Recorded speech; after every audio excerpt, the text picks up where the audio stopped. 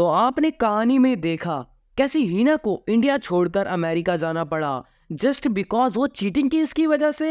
लेकिन अब वो बहुत खुश है अमेरिका में और वो इंडिया कभी वापस आना नहीं चाहती। लेकिन हीना को किसी चक्कर में इंडिया वापस आना पड़ता है। तो हीना को क्यों वापस आना पड़ा इंडिया, चलिए जानते हैं आज की वीडियो में। तो वीडियो शुरू होने से पहले लाइक, सब्सक्राइब एंड शेयर करना जरूर। हीना को अब्रॉड में पूरे 5 साल हो चुके हैं और उसने अपना ग्रेजुएशन भी खत्म कर लिया है और अब वो एक बहुत ही बड़ी कंपनी में जॉब कर रही है। लेकिन अब उस कंपनी की तरफ से हीना को ना चाहते हुए भी 2 सालों के लिए इंडिया वापस जाना पड़ेगा। ये नोटिस उसे उसके बॉस की तरफ से आता है।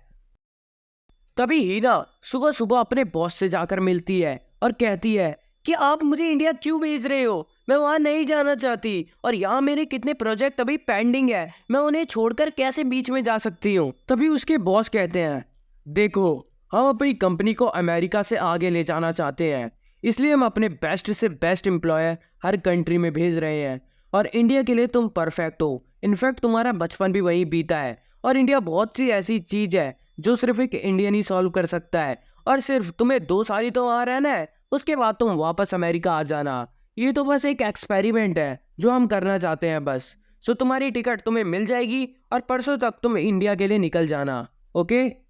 तभी हीना कहती है ओके और वो इंडिया आने की तैयारी करती है और फ्लाइट में बैठकर इंडिया आ जाती है। और फिर हीना अपने अपार्टमेंट की बालकनी में खड़ी होती है। तभी वो सोचती है कि कभी सोचा नहीं था कि यहाँ दोबारा आना पड़ेगा, यहाँ कितनी बुरी यादें हैं कि सांस तक लेने का मन नहीं करता। और उसकी आंखों में अपने पास्ट को याद करके आंसू आ जाते हैं। तभी उसे कॉल आता है, ये कॉल उसके बॉस का आता। तभी बॉस हीना से कहता है क्या तुम वहाँ अच्छे से पहुँच गई। तभी हीना कहती है हाँ। तभी वो कहता है गुड, अब मेरी बात ध्यान से सुनो, कल तुम्हें तुम्हारी सेक्रेटरी प्रोवाइड की जाएगी और तुम कंपनी में मैनेजर की पोस्ट पर हो और कल तुम्हें वहाँ के सीईओ से भी मिलना है, उनके अंडर ही काम करोगी। और हाँ, तुम्हें एक बात बता दो, मुझे पता है कि तुम में बहुत ज़्यादा पोटेंशियल है, अगर मेहनत करोगी तो उस सीईओ की कुर्सी पर अगली बार तुम बैठोगी। तभी हीना कहती है आपका बहुत बहुत शुक्रिया, लेकिन मेरे लिए यहाँ 2 साल 200 साल से कम नहीं है। मुझे सीईओ नहीं बनना, I just want peaceful life और मुझे अमेरिका जल्दी वापस आना है, ओके।